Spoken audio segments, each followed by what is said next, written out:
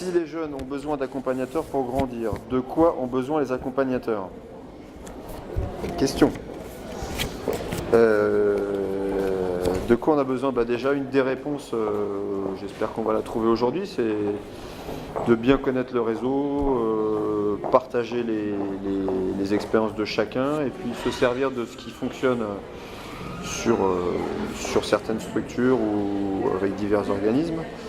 Là où on a de plus en plus de difficultés, c'est pour les jeunes qui ont des besoins au niveau des soins médicaux, des jeunes qui arrivent avec des problématiques psychiatriques qu'on n'a pas forcément décelées à l'admission, mais qu'on voit progressivement, et où on se rend compte que justement notre travail, il n'est pas suffisant et qu'il y a besoin d'avoir un étayage médical ou avec des soins plus importants que nous, on ne peut pas forcément proposer.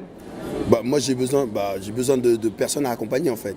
Le besoin c'est d'avoir une personne à accompagner ou des personnes à accompagner et éventuellement de créer un réseau pour justement pouvoir les orienter au mieux.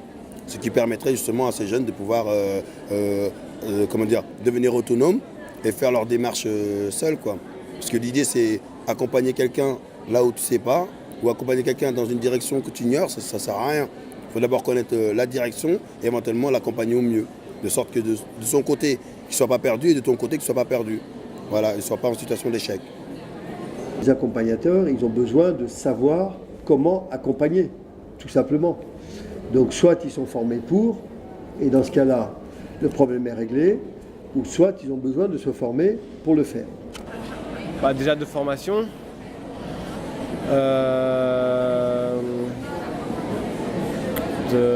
de soutien aussi de la part de leurs supérieurs et de leur équipe,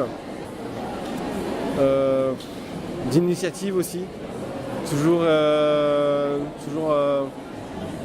réfléchir à comment est-ce qu'on pourrait trouver un autre moyen de faire les choses qui serait peut-être plus adapté. Je pense que l'information par rapport aux moyens alternatifs de travailler avec les jeunes est un vrai manque. Et puis, l'avantage d'un forum comme celui-là, c'est que ça permet aux professionnels de se rencontrer, et ça, c'est aussi un manque. C'est-à-dire qu'on travaille avec des structures, mais on ne sait pas ce qu'elles font concrètement.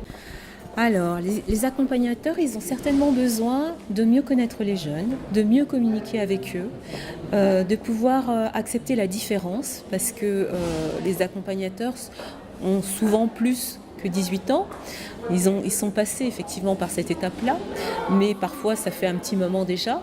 Et je pense qu'ils ont besoin d'être plus en lien avec les jeunes pour savoir quelles sont leurs réelles demandes, leurs réels besoins et comment on peut se rencontrer. Donc sinon, de quoi a besoin un accompagnateur pour pouvoir aider des jeunes à grandir? Eh bien, c'est d'une part de bien connaître les ressources de son territoire. On ne peut pas faire de l'accompagnement seul dans son coin en pensant qu'on est les meilleurs et que de toute façon on va montrer aux autres ce qu'on va faire.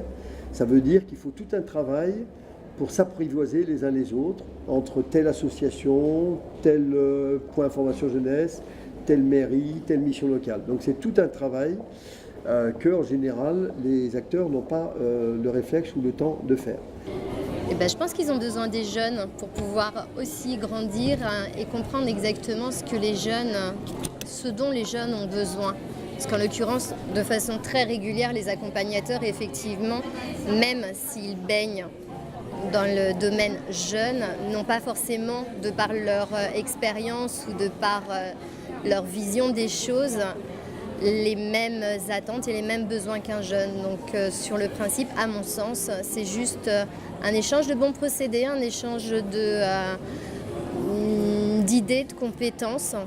Et je pense que l'un sans l'autre, de toute façon, ne peut pas avancer.